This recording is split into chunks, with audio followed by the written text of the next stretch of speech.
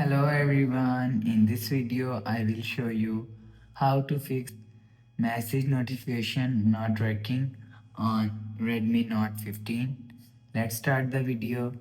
If you want to fix this problem, go to app library, scroll down and click on settings app.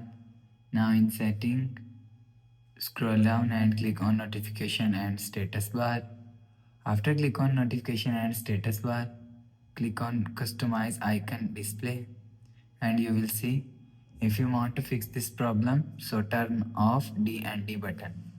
After turn off D and D button, go back to home screen and you will check your problem is solved.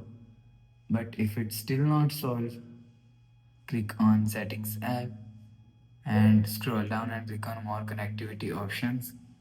After click on more connectivity options, scroll down and click on reset settings. After click on reset setting, enter your phone pin, click on next and click on OK. After click on OK, you will see your problem is solved. After the process, go back to home screen.